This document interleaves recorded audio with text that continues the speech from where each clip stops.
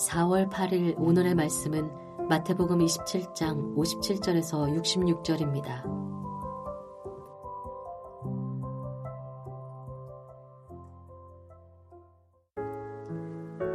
저물었을 때 아리마대의 부자 요셉이라 하는 사람이 왔으니 그도 예수의 제자라. 빌라도에게 가서 예수의 시체를 달라 하니 이에 빌라도가 내주라 명령하거늘 요셉이 시체를 가져다가 깨끗한 세마포로 싸서 바위 속에 판 자기 세무덤에 넣어두고 큰 돌을 굴려 무덤 문에 놓고 가니 거기 막달라 마리아와 다른 마리아가 무덤을 향하여 앉았더라. 그 이튿날은 준비일 다음 날이라.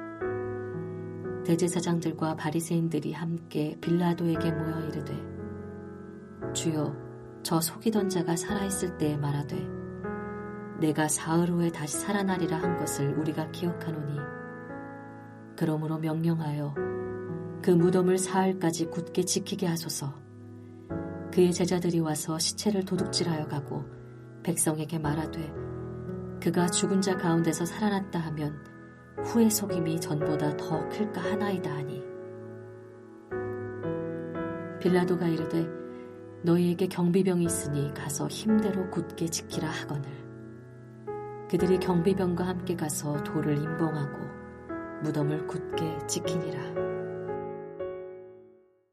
반갑습니다. 이번 한 주간 특별 새벽 부흥회를 통해 특별한 은혜를 받으셨기를 바라며 또 새로운 마음으로 말씀 앞에 나오신 여러분을 환영하고 축복합니다. 영화나 드라마에서 갑자기 속도를 늦추어서 화면을 천천히 보여주는 기법을 슬로우 모션이라고 합니다. 그리고 점점 더 가깝게 접근하면서 화면을 크게 보여주는 기법을 클로즈업이라고 합니다. PD나 감독은 언제 슬로우 모션과 클로즈업을 사용합니까? 시청자나 관객이 더욱 집중하게 보게 함으로써 무언가를 강조하려 할 때입니다. 마태복음뿐 아니라 모든 복음서는 예수님의 이야기를 다소 빠르게 들려주다가 예수님이 예루살렘에 도착하시는 순간부터 속도를 늦추며 슬로우 모션과 클로즈업 기법을 사용하는 듯 합니다. 우리가 이를 어떻게 알 수 있습니까? 복음서 전체 분량을 놓고 볼 때 마지막 한 주간, 고난 주간에 일어난 일과 일들을 다룬 분량의 비율이 높다는 것입니다.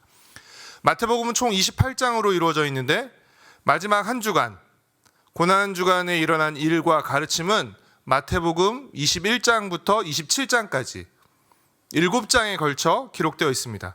그러니까 전체 분량의 4분의 1에 해당하는 것이죠. 매일 성경 묵상일수로 따지면 훨씬 더 길게 느껴지는데 자그마치 26일 동안 예수님이 예루살렘에 오셔서 돌아가시기 전까지 묵상하는 그 한 주간의 그 묵상일수가 자그마치 26일, 약 한 달가량이 됩니다. 우리가 약 한 달가량 마지막 한 주간에 있었던 일들을 묵상하다 보니까 우리는 예수님이 예루살렘에 입성하시고 난 후 아주 한참 후에, 시간이 오래 걸린 후에 예수님이 십자가에 달려 돌아가신 것처럼 느끼지만 그렇지 않습니다. 실제로는 굉장히 급박하고 신속하게 이루어졌는데 마태가 일부러 슬로우 모션과 클로즈업 기법을 사용해서 복음서를 읽는 우리가 마지막 한 주간의 예수님의 행적과 가르침에 천천히 그리고 좀 더 자세히 주목하게 한 것입니다. 예수님이 예루살렘에 나귀 새끼를 타고 입성하신 날이 주일이었습니다. 지금으로 치면 주일이었고 성전을 정화하신 날이 월요일, 그리고 종교 지도자들과 논쟁하고 종말에 대해 가르치신 날이 화요일이었습니다. 그리고 제자들과 함께 유월절 식사, 즉 최후의 만찬을 하신 날이 목요일이었습니다. 예수님은 목요일 저녁 때 제자들과 함께 유월절 식사 후에 겟세마네 동산으로 가서 기도하셨고 기도를 마치신 후 가롯 유다와 함께 온 무리들에 의해 체포당하셨습니다. 그리고 끌려가셔서 새벽에 열린 산헤드린 공회에서 신문과 재판을 받으셨고 금요일 아침에 본디오 빌라도에게 이송되어서 신문과 재판을 받으셨습니다. 그리고 빌라도의 판결 이후 예수님은 로마 군병들의 고문과 핍박을 받고 낮 12시에 십자가에 못 박히셨습니다. 시간상으로 계산하면 예수님이 겟세마네 동산에서 한밤중에 체포되시고 그 다음날 낮 12시에 십자가에 달리시기까지 1년의 이 사건들이 12시간 정도, 대략 12시간 안에 이 모든 사건들이 일어난 것입니다. 그리고 예수님이 언제 돌아가셨죠? 십자가에 달리신 지 3시간 만에 금요일 오후 3시에 돌아가셨습니다. 유대인들은 오후 6시부터 다음날 오후 6시까지를 하루로 여겼기 때문에 이제 3시간 후면, 금요일 오후 3시에 돌아가셨고 3시간 후가 되면 이제 그 다음 날이 되는 것인데, 그 다음 날이 안식일이었습니다. 이제 3시간 후면 안식일이 시작되고, 특별히 이 안식일은 무교절의 첫날이기도 했습니다. 유대인들은 시체를 부정하게 여겼기에 평상시에도 공개된 상태에서 시체를 그냥 그대로 내버려 두지 않았고, 안식일에는 더더욱 그랬습니다. 또 안식일에는 아예 부정한 시체를 만질 수 없기 때문에 지금 이제 안식일이 시작되기 전에 서둘러야 했던 것입니다. 이때 나선 사람이 누구였습니까? 아리마대 사람 요셉이었습니다. 예수님의 12제자 중 한 사람은 예수님을 배반하고, 한 사람은 예수님을 부인했고, 나머지 10명은 모두 두려워 도망쳤습니다. 이런 상황에서 요셉은 빌라도를 찾아가서 예수님의 시신을 달라고 요청했습니다. 사실 예수님이 십자가에 못 박혀 돌아가신 지가 3시간밖에 되지 않는 그런 상황이었기 때문에 자칫하면 요셉도 예수님과 한패로 몰려서 위험할 수도 있었습니다. 그러나 그는 담대하게 빌라도에게 예수님의 시신을 달라고 요청했고, 빌라도는 이 요셉의 요청을 들어주었습니다. 그래서 요셉은 예수님의 시신을 받아서 자신을 위해 마련해 두었던 새 무덤에 예수님의 시신을 안장했습니다. 빌라도에게 찾아온 것은 아리마대 사람 요셉뿐만은 아니었습니다. 대제사장들과 바리새인들도 빌라도를 찾아왔는데 그 목적이 무엇이었습니까? 63절과 64절 말씀입니다. 주여, 여기서 주는 빌라도를 말하는 것이죠. 주여, 저 속이던 자가 살아있을 때 말하되 내가 사흘 후에 다시 살아나리라 한 것을 우리가 기억하노니, 그러므로 명령하여 그 무덤을 사흘까지 굳게 지키게 하소서. 그의 제자들이 와서 시체를 도둑질하여 가고 백성에게 말하되 그가 죽은 자 가운데서 살아났다 하면 후의 속임이 전보다 더 클까 하나이다 하니. 예수님의 제자들이 예수님의 시신을 몰래 빼들리고 나서 예수님이 다시 살아났다라고 할 수 있으니까 경비병을 보내서 예수님의 무덤 앞을 지키게 해달라는 것이었습니다. 빌라도는 종교 지도자들의 요청도 들어주었습니다. 그래서 안식일이 시작되기 전에 마지막 상태는 어떠했습니까? 66절 말씀입니다. 그들이 경비병과 함께 가서 돌을 임봉하고 무덤을 굳게 지키니라. 예수님의 시신은 세마포에 쌓여서 바위 속 무덤에 안장되었고, 무덤의 입구는 큰 돌로 막혀 있었습니다. 종교 지도자들은 혹시라도 있을지 모르는 제자들의 도구를 막기 위해서 석회를 짓이겨서 무덤과 돌문 사이를 발라서 임봉했습니다. 그리고 그 임봉한 돌문 앞에는 경비병을 세웠습니다.